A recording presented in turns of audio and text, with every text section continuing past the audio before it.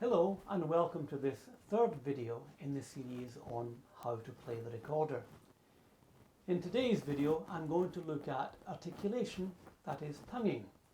And because tonguing is such a huge topic, I'm going to focus on just one aspect of articulation, and that is meter. Meter is the notion that in a bar we have naturally occurring strong elements, strong beats, naturally occurring medium beats and naturally occurring weak beats. This principle of natural meter is fundamental to all Renaissance, Baroque, classical, romantic music. In fact, we only break it when we choose to break it. It is a structuring element of all Western classical music. So a bar of 4/4 has 4 beats. The first beat is strong, the second beat is weak, the third beat is medium, and the fourth beat is weak. Strong, weak, medium, weak. Strong, weak, medium, weak. So that's the principle. How do we represent that on the recorder? Let's take the word represent again. How do we represent what's on the paper, which is written according to these rules, inside, representing it again inside our physical mechanisms, tongue, just tongue for today, and then how that tonguing change is represented or represented in the audio airwaves which reach you as music. So this is the point. On the recorder we have at least three different ways of tonguing. We can tongue loud, we can tongue medium, and we can tongue weakly. So without changing the breath pressure, of course we change it for each note as video 1 suggests, but we don't deliberately change the to make it louder or softer. We're trying to represent the meter in the music only at this stage. I'm going to play 2 bars of 4/4, 1 note per beat. So we have 8 notes. I'm going to play all of these using a T articulation, which is my way of saying strong.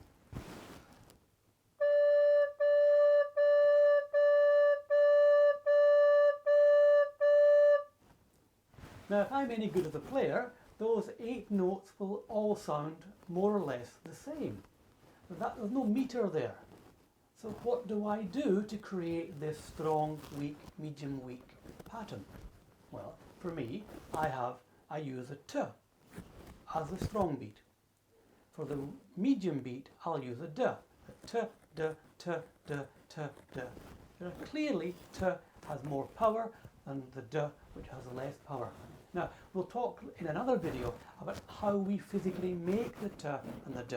For the moment, if you want to practice this, use your own T and D. It'll be okay. What about the weak one? Now, I'm Scottish, so for me, naturally, the part of my language pattern, the R, comes out naturally, quite clear, quite distinct, and quite much softer than the D and the T. T, R, T, R, T, R. Let's try T, R.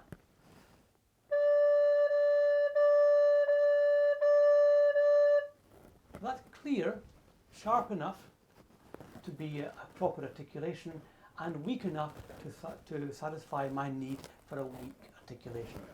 So let me play those 8 notes again using T, R, D, R, T, R, D, R.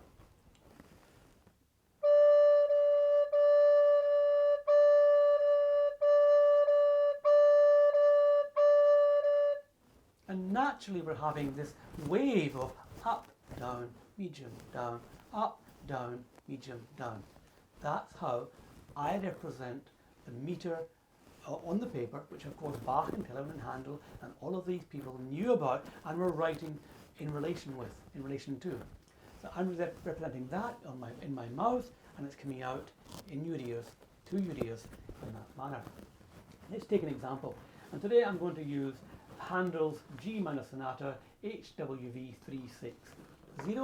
I'm going to take the presto from that. So here is the presto, just the first opening bars of the presto. I'm going to play everything T.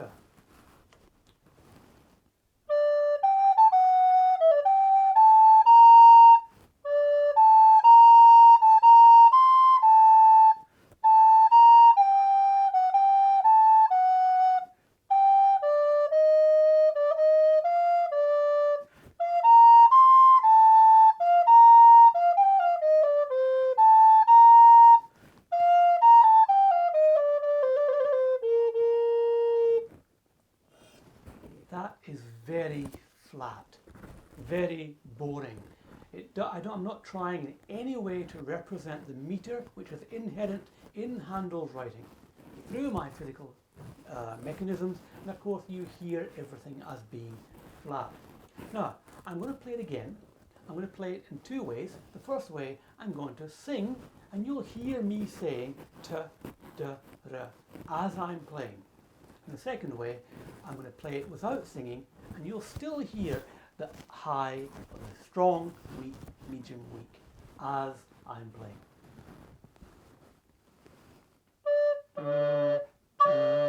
So ta da da.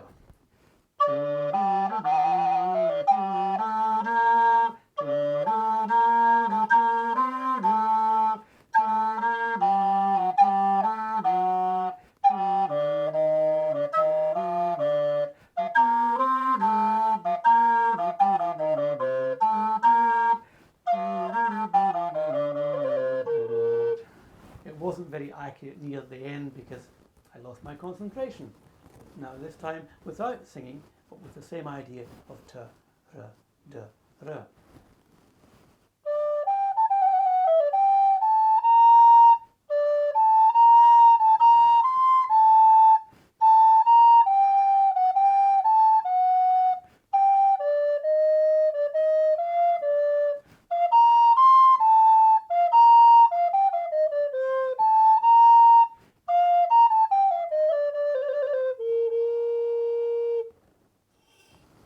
Now, that was much, much better, much more fluent, much more fluid, much more musical. Now, I don't think that this is a musical performance. A musical performance will use t, r, ds in more artistic manners, in the sense that sometimes we want to break the natural meter to create some type of difference, some type of maybe some dissonance. We also want to introduce crescendos over the phrase. We want to introduce some diminuendos, some places where we push forward, some places where we relax the momentum. These are all ideas that we'll introduce in a professional performance. We'll also introduce vibrato and other techniques to make the musical performance clearer. In fact, I define musical performance as the deliberate and the intentional representation of an emotion in sound. This video that's a topic for another video. In this video, we're looking just at the physical mechanics of representing the meter in a piece. So it's a little bit bland for the moment. But you'll see the idea clearly of the strong, weak, medium, weak, and it makes a lot of sense.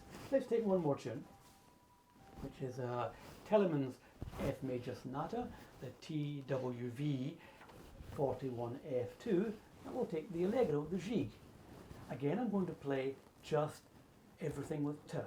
There are intermediate notes here, but it's a two-beat pattern, so t, d, strong, weak, strong, weak. Let's see that. I'm going to play everything just strong, strong, strong, strong. Ta, ta, ta, ta.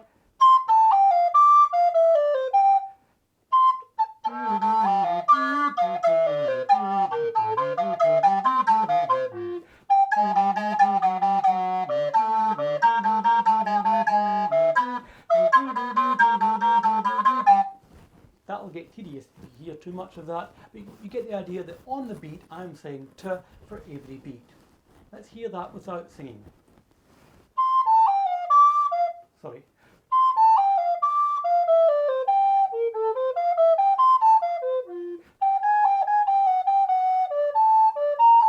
And again, that's tedious, but you get the idea.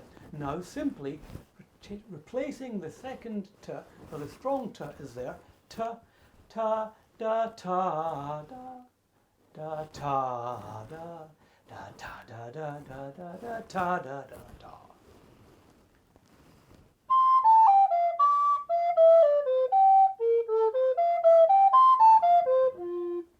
I broke that a bit. Let's do it one more time.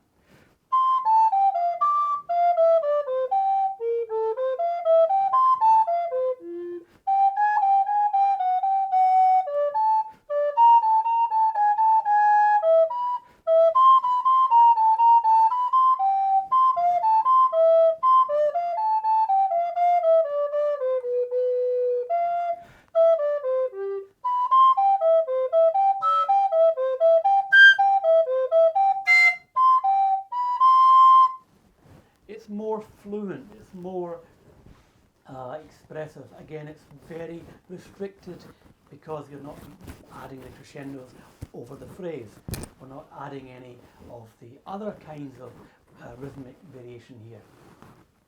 So, but you get the idea. We're looking simply at the meter, the natural recurring meter in the bar.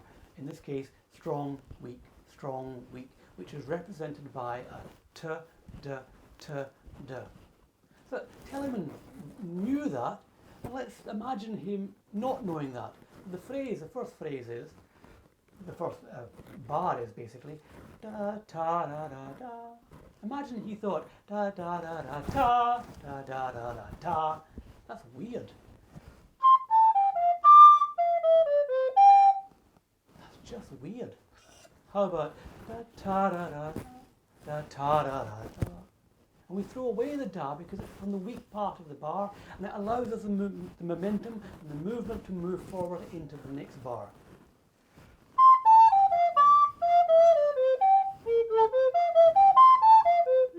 And then the third and fourth bars, I'm actually moving up ta da da da da da ta da da dum to make it one bar, a 2 bar, altogether 4 bar phrase. Why do I keep missing my thumb there?